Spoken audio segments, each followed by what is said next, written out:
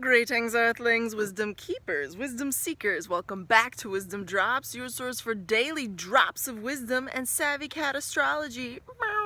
Today we are talking about the full moon in Scorpio happening in early May of 2020. Going on a little walk here to talk about the air tribe. This is your forecast. If you are a Gemini, a Libra, or an Aquarius, this is for you, and by the end of this video, each one of y'all are gonna have the following 3 questions answered. Question numero uno is, where can you expect your dreams to be manifesting? Question numero dos is, where can you expect smooth talkers and possibly low-key manipulators to be working at you at this point in time? Something you should be aware of. And question numero 3, the final and last question you'll have the answers to by the end of this video, is where can you expect general manifestation in your life around the themes of finance, value, worth, and other people's investment in that, other people's energy sources, other people's resources that are coming back into your resources, okay? So those are the 3 questions, and let us begin with Gemini. So, Geminis, you are having the Neptune-Venus square happening between your 10th house and 1st house. And before I even continue, why aren't you subscribed yet? You should be subscribed yet. Subscribe before you forget to subscribe, because I put out daily awesome content. So, with the Neptune-Venus happening between your 10th house and your 1st house, this is a square aspect, which means tension, which means things could go wrong. So where do you need to pay attention in terms of, you know, potential smooth talkers manipulating you, and also where are you possibly going to experience your dreams coming true? Because Neptune square Venus, those are 2 at certain level benefic planets. Neptune can be considered mischievous, which is why we're looking at the downside of this. But in a higher level, Neptune is spiritual guides and angels, okay, y'all? So in the 10th and 1st happen at this kind of energetic exchange. Really what we're looking at is an opportunity for yourself, your personal self, and your career. So you could be seeing people who are in your life, in your career life that is, who are actually low-key kind of shady, to tell you the truth. And you might see things at work, out in your public life, where you're like, whoa, wait a minute, was that like ethical? Was that what I thought it was? Is so-and-so at work, out in career, are they doing something totally like literally just lying and putting on a huge show for everybody? Because when you have that aspect coming from the 10th house, that's what you do out in the world for your living. So somebody at work, and it might be you because your 1st house is being targeted, or on the flip side, you could be the recipient of some foul kind of like misconception energy coming from your 10th house to your 1st house self. So that's something to watch out for right there. That's definitely something to watch out for. In terms of your dreams coming through, also you could be the person, Gemini, who's pulling that shenanigan in your work life. So just don't do it, because your chickens will come home to roost. Mark my words. This is Scorpio energy. Scorpio don't play.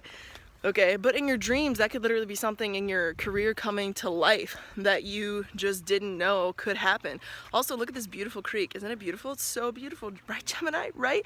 So your career life, you could have dreams manifest to you in your career, very much so at this point in time, because it's between your 10th house and your 1st house. Look at this groovy little path, Gemini. I know you appreciate this stuff. That's why I'm stopping the video at various points to point it out to you. Pulling out my notes again. We're at the moon is actually manifesting in your 6th house. So that is the house of disease. That is the house of, yes, in modern astrology, wellness and healthy habits. But keep in mind that the 6th house is disease. So if you are the person pulling shenanigans, Gemini, at work, it will come home to manifest. So just be careful about that. On the flip side, if you're a Gemini and you've been putting in really good energy into your career and you're already on like a set track, you could have like a big manifestation happen around that. And also the 6th house is what you do on a daily level. So integrating all of the squares and the full moon together, and you, Gemini, might have some really good energy coming in terms of what you're doing at a daily level around other people's resources, because Scorpio rules that energy, and that's your 6th house. Make sense? Isn't it so cool? Astrology's cool. Look at this awesome vista I'm on. It's so cool. All a little nature life. Okay. So, moving right along to Libras. Why aren't you subscribed yet? You should be subscribed. I put out daily awesome content, all sorts of awesome stuff, and you need to be subscribed and hit that bell icon to get it, Libra. That's right. So, Libra, where can you expect your dreams to come true? And where might you also experience some shenanigans? Unfortunately, shenanigans are a possibility under this sun. Or under this moon, excuse me. Well, that's between your 6th house, where Neptune is, and your 9th house, where Venus currently is. So that's anything involving people who are actually kind of like low-key enemies. Also like your healthy habits that aren't so healthy, like your unhealthy habits, and any kind of like diseases that you know you already have, or even things you do at a daily level. So if your work environment is consistent in the same place every day, or if you do the same things for work over and over again, most people do, right? But that kind of environment could really come home and have an interaction with your belief system and your higher belief system, your spirituality. So even social groups, if your daily work, Libra, has something to do with higher thoughts or religion or university even, and you're a Libra and you're in these kind of higher knowledge spheres, right? You should be careful, because the 6th house is what you do every day for work, and the 9th house is your career in terms of these higher consciousness things around 9th house. So like religion, spirituality, university lecture, that sort of energy. So just be aware of that. Even traveling, if it's a long distance travel, like international travel, Libra, if that's a part of what you do every day, be aware of the possibility for smooth talkers, manipulators to come into play somehow between your beliefs and what you do every day. And, you know, beliefs being higher knowledge, spiritual connection, and also like far distance travel. Just be really careful if you're a Libra, because somebody who's acting some way could totally come at you another way who's in your everyday environment, because the 6th house is activated. Also like something related to like a foreigner, even if they themselves are foreign in some way, or they themselves are a spiritual guru type figure, just watch out for that, because you could literally be manipulated. And Libra, check out this totally groovy cave that I'm like standing at the edge of. Also, Libra, something you want to be aware of is that the moon is happening between your 8th and 2nd house, and the moon itself is happening in your 2nd house.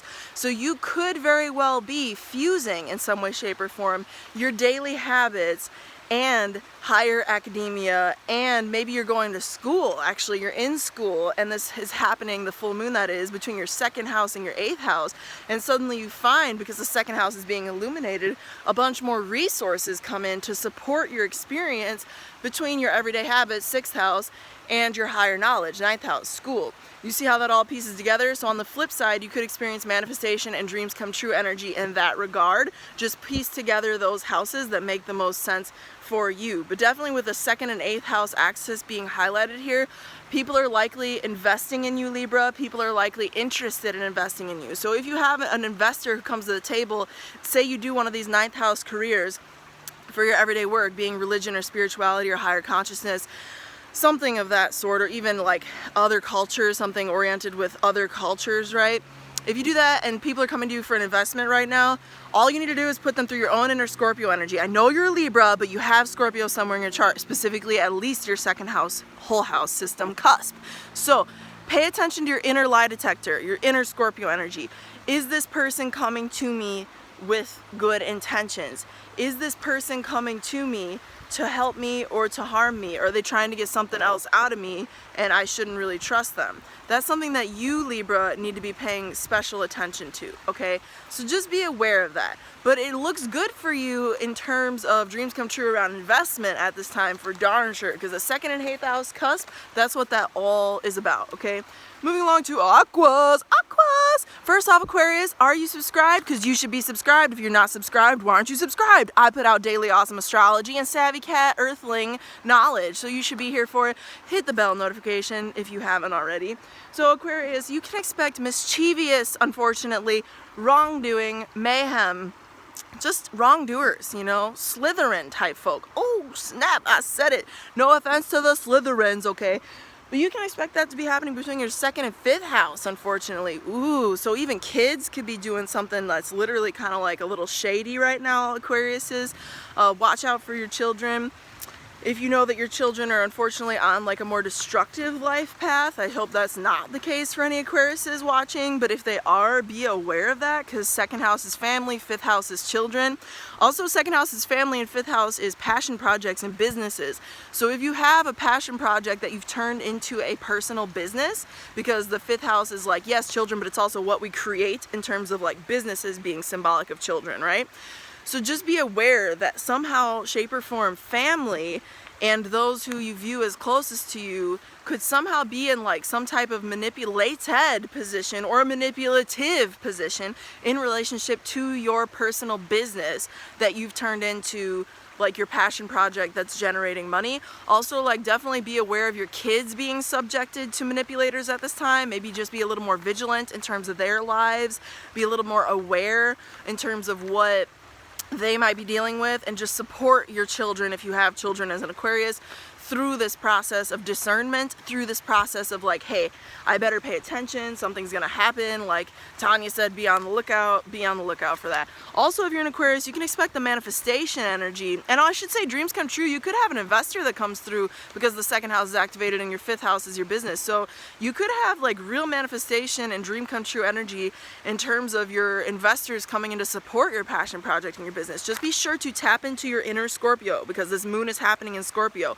which is your inner lie detector test, and be sure to discern the quality of these people coming into your life who are engaging with your second house, that's family, and your fifth house, which is, you know, passion projects and also children. Second house is also your possessions and like your earthly possessions. So if you find that there's like somebody coming to your house who's like, you know, your house needs a redo, or you need to reinvest in this whole thing and do your whole finances over again, be like, excuse me, my astrologer said no right now, because this is literally a manipulative energy, possibly. Screen it, Aquarius. You're savvy cats, I know you will, but I'm serious, pay attention. Also with the manifestation though, in the 4th and 10th house cusp, with the moon itself is actually in your 10th house in Scorpio.